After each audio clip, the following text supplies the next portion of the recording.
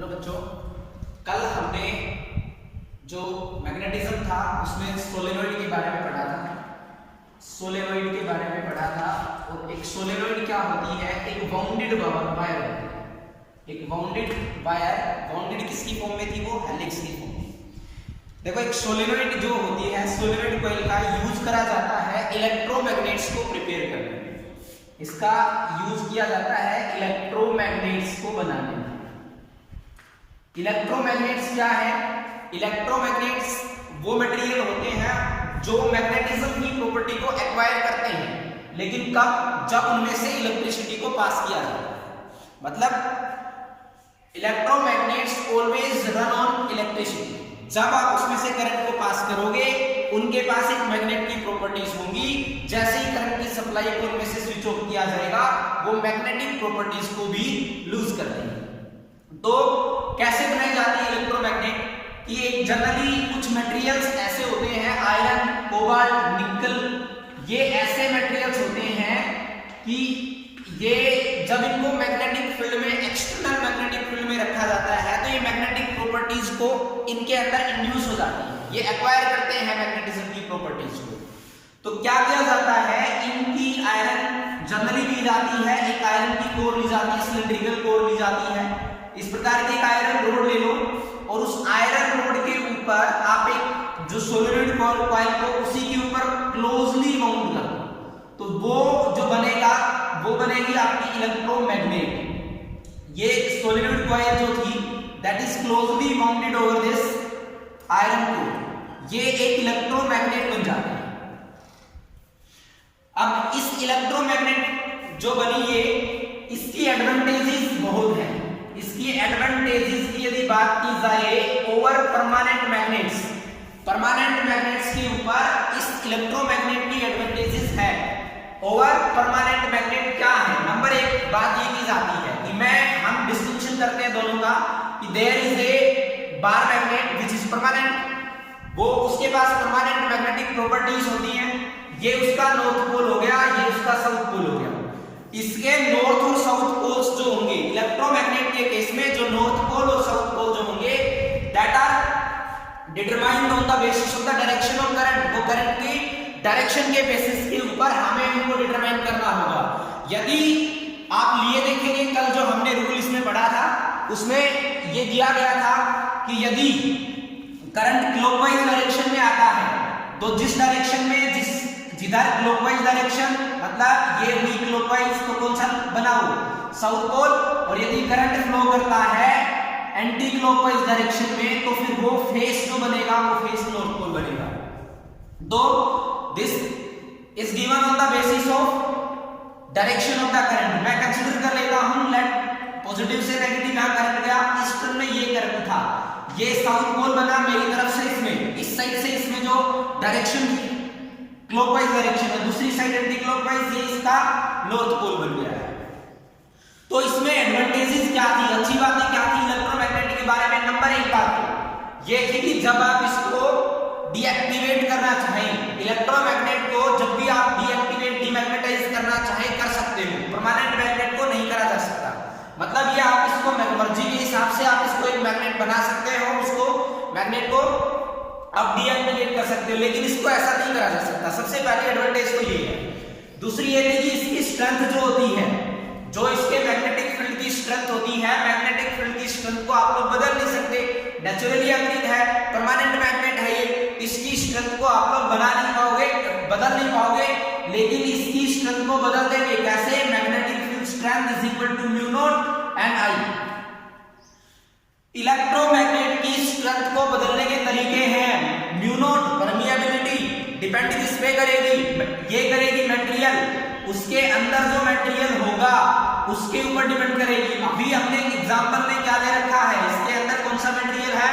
Iron core थी, तो iron यदि दूसरा मटेरियल डाल देंगे तो दूसरा मटेरियल भी इसमें यूज हो जाएगा, वो उसके हिसाब से इसकी मैग्नेटिक फील्ड स्ट्रेंथ हो जाएगी।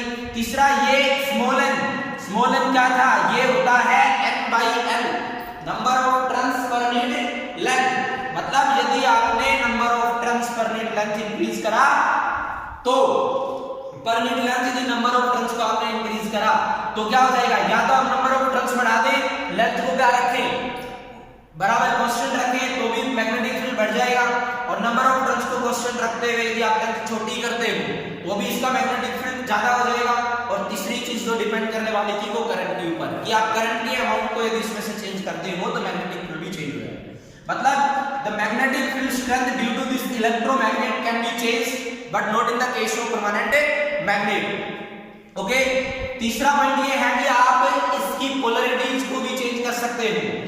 यहां इसकी जो परमानेंट मैग्नेट है उसकी पोलैरिटीज फिक्स होती है, जैसे ये नॉर्थ पोल हो गया, ये क्या है साउथ पोल है, आप इसको बदल नहीं पाएंगे कि साउथ पोल को इस साइड कर दिया नॉर्थ पोल को उधर कर दिया जाए, ऐसा पॉसिबल नहीं है in case of permanent magnets, but in case of electromagnets you may change the polarity on requirement. आप जरूरत पड़ने पर इस जो इलेक्ट्रोमैग्नेट जो बनी थी इस इलेक्ट्रोमैग्नेट में पोलैरिटीज को चेंज कर सकते हैं।